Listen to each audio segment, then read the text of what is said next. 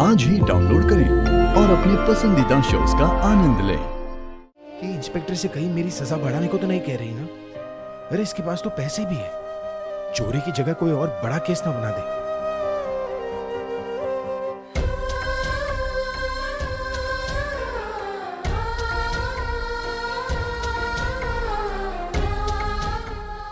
अरे पक्का इसने पुलिस को मुझे 3rd डिग्री देने को कहा होगा।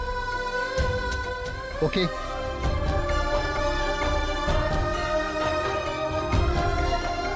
हवलदार इन्हें छोड़ दो।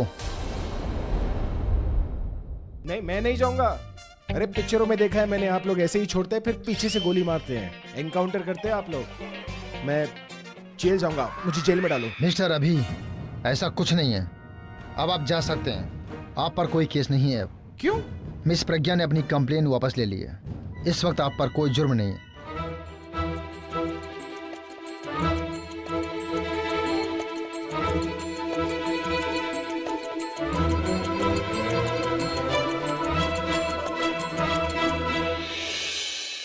थैंक यू बोलने की कोई जरूरत।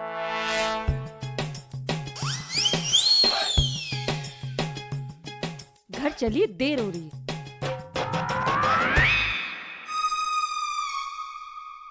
Rickshaw, auto.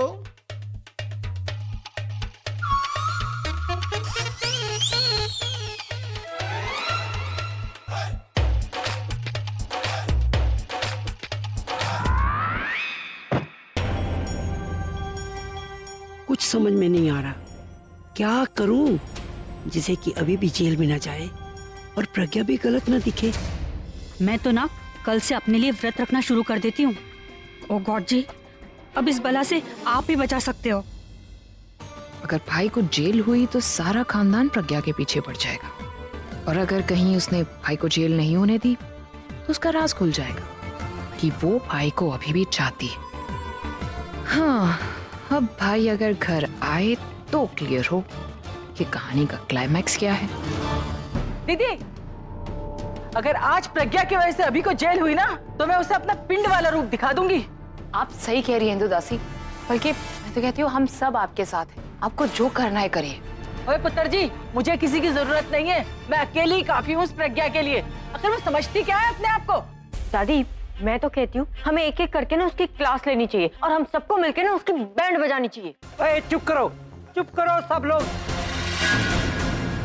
प्रज्ञा को बाद में देख लेना, पहले ये सोचो कि अभी को पुलिस से कैसे बचाना है।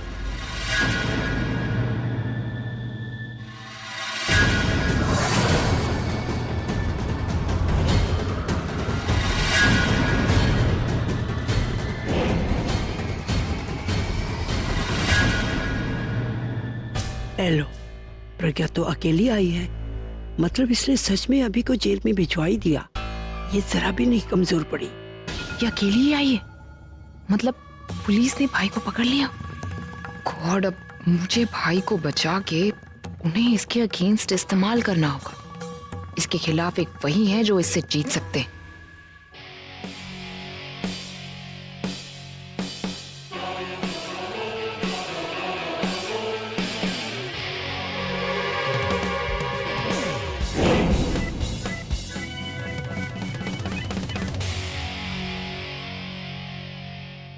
इसने अभी को छुड़ा लिया, मतलब ये भाई से अब भी प्यार करती। थैंक गॉड भाई आप आ गए। हम सब लोगों को कितनी चिंता हो गई थी आपकी। I hope you are alright. अभी मुझे भी तुम्हारी बहुत फिक्र थी। थैंक गॉड तुम वापस आ गए, अब हम हमेशा साथ रहेंगे। मेरा बच्चा, शुक्र है तू आ गया बेटा, वरना तेरे बगैर तो पता है तेरी दादी का क्या हाल था। क्या बता कि तू पुलिस के हाथ नहीं लगा या पुलिस ने तुझे छोड़ दिया? क्या हुआ?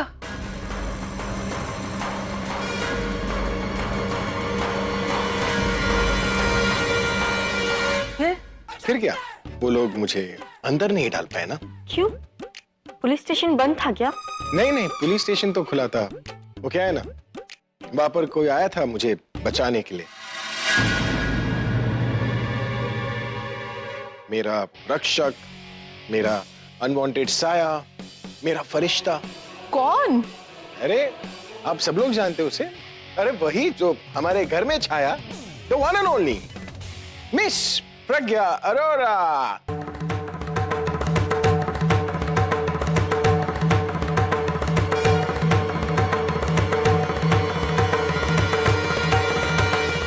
इसने तुम्हें बचाया, पर क्यों?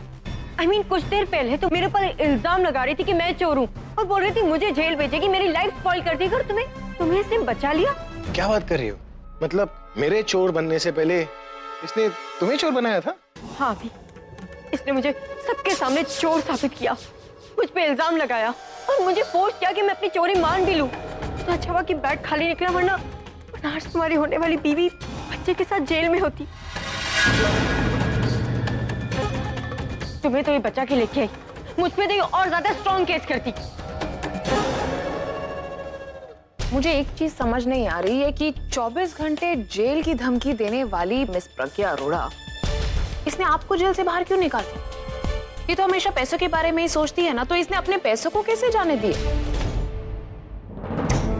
तनु जो प्रेग्नेंट है उसको ऐसी हालत में सबके सामने बेइज्जत किया और इसको जेल भेजने के लिए राजी थी, लेकिन जब सामने आया कि आपने चोरी की है तो इसने आपको क्यों बचाया? कहीं ऐसा तो नहीं कि इसके मन में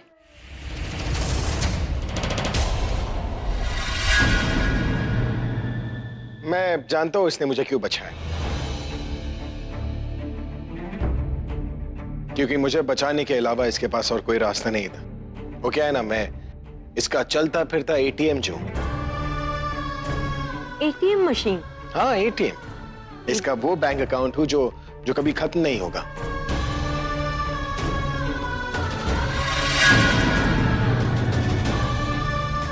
ये हमेशा ना सिर्फ अपना फायदा और अपना नुकसान देखती है, ये अपने फायदे और नुकसान के लिए लोगों का इस्तेमाल करती है, लोगों को पैसों के तराजू में तोलती है। ये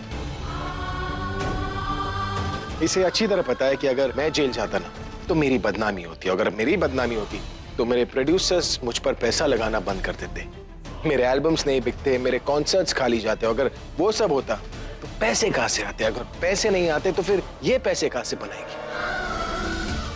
मैं वो सोने का अंडा देने वाली मुर्गी हूं ना, मुझे कैसे कुछ होगा?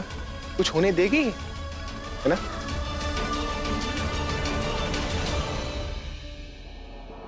तुम्हें शर्म नहीं आई?